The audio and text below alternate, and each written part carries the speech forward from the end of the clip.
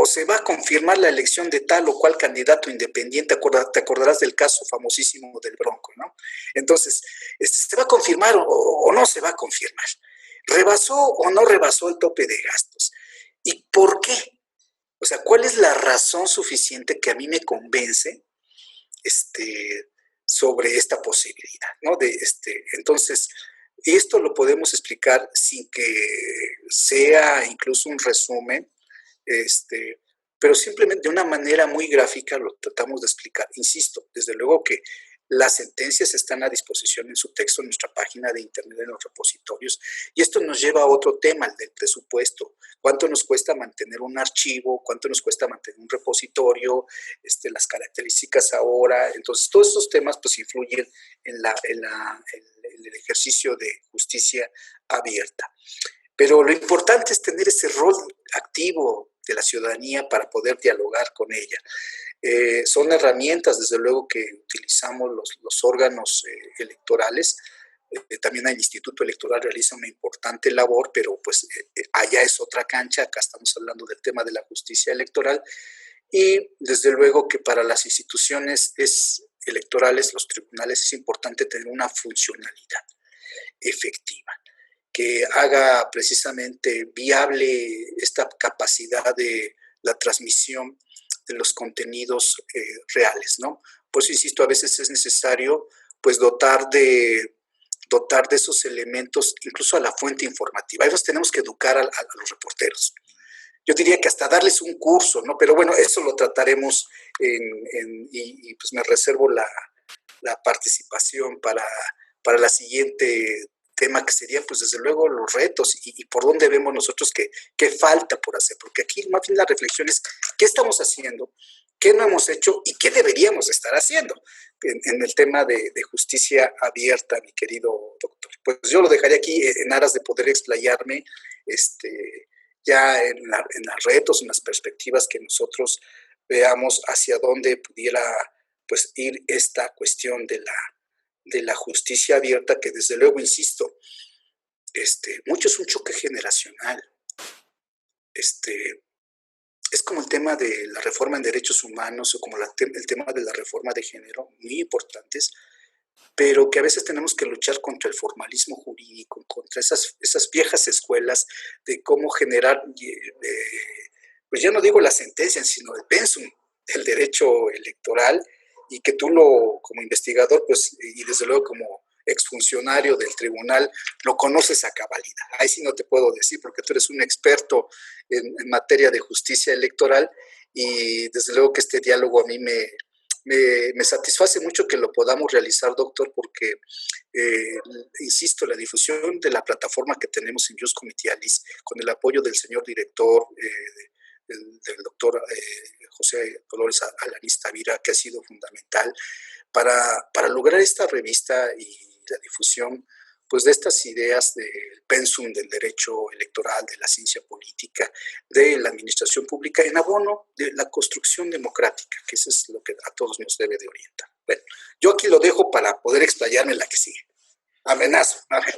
Claro que sí, mi estimado maestro. Pues la verdad es de que qué interesante, qué importante también todos estos tópicos que nos está manejando. Este tema de la justicia abierta, la verdad es de que yo tenía una idea, por ahí leí algo en la otra ocasión, pero así tan a cabalidad como nos lo acaba de explicar, bueno, pues resulta realmente muy importante, muy interesante.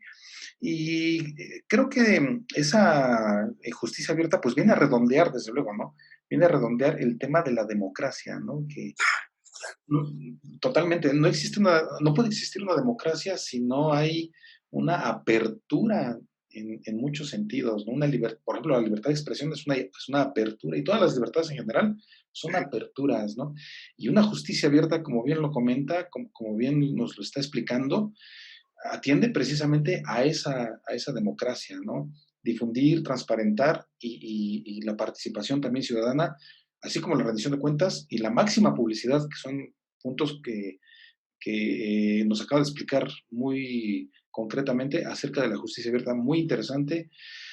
Pero, ¿cuáles serían hablando de retos porque básicamente es una cosa es lo que hay, ¿no? O lo que se está viendo, como bien usted lo comenta, y otra cosa es a futuro, Falta.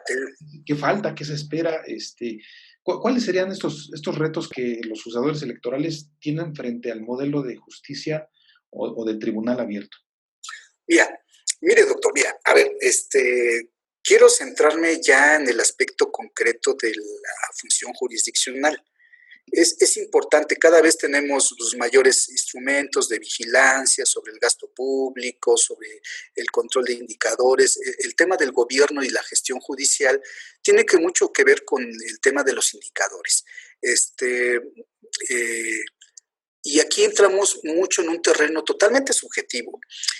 Si un tribunal resuelve 1000 expedientes, 1000 tocas, es un tribunal efectivo. A lo mejor le toca resolver uno, ¿no? Y tú conocerás los casos, ¿no? A ver, no es lo mismo resolver, nosotros lo veíamos cuando tocan los turnos en un proceso electoral. A la ponencia que le toque el municipio más poblado, que tú sabes cuál es, en el Estado de México, pues caray, yo creo que tiene que brincar por lo menos 3 turnos, que no se compara con el análisis de otro municipio que tiene 20 casillas y que, bueno, ahí es peligrosísimo porque si anulas el 25%, el 20%, pues ya estás declarando nula la elección.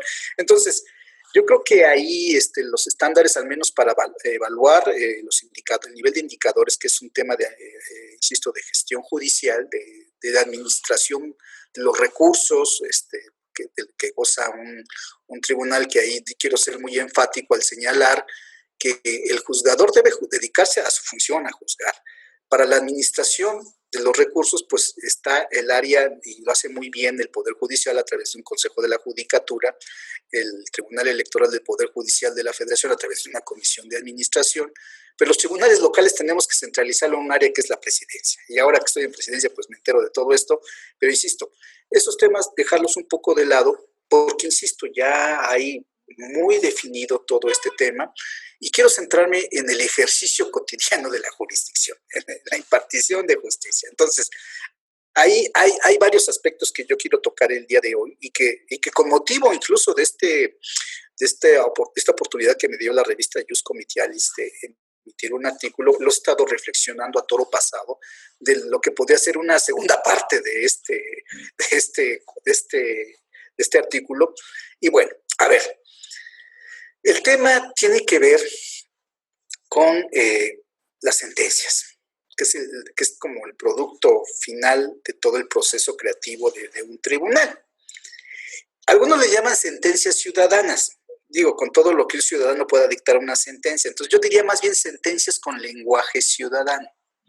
A ver, entonces, el primer tema, vamos a hablar sobre los observatorios, las entrevistas, las publicaciones, el acceso a los medios de comunicación, que ya esbocé por ahí algunas ideas, pero que hoy quiero abundar un poco más. El tema el primer problema que tenemos es el problema de las sentencias que se llaman ciudadanas o con lenguaje ciudadano, ¿no? Y tenemos experiencias muy distintas. Y tenemos experiencias que rayan incluso en una situación que recordemos sentencias de más de 300 folios, de más de 300 hojas, 500 hojas, y a veces lo que el ciudadano quiere, insisto, saber es, bueno, por ahí Sala Monterrey del Tribunal Electoral ponía, y yo me atreví a hacerlo en algunos proyectos que sometí a consideración del Pleno, al inicio de la sentencia, el resolutivo, porque es lo que le interesa, y ya después, pues las razones, ¿no? Entonces al principio, pues se revoca la determinación del registro de electores, de negarla, porque la cartografía mal clarificada es responsabilidad del instituto, no del ciudadano. Entonces, ya le dije al ciudadano que va a tener su credencial, en pocas palabras, ¿no? Entonces, bueno, a ver, yo nada más quiero hacer un poquito de historia en este tema. El rey Carlos III,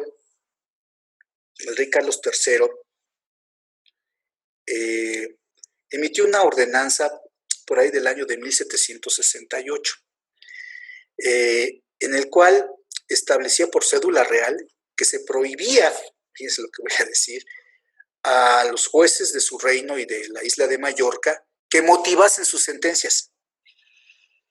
Era solamente el prestigio del juez que dictaba dictaba esa sentencia, pero sin ninguna motivación. Se aplicaba la ley al caso concreto y entonces no había ninguna motivación. Fíjate, el ejercicio, hablando de transparencia, entonces era totalmente opaco ese ejercicio. Pues esta costumbre de no motivación, esta tradición de no motivación imperó hasta bien entrado el siglo XIX y nosotros nos independizamos al inicio del siglo XIX. Por lo tanto, esta práctica pues siguió en la Nueva España.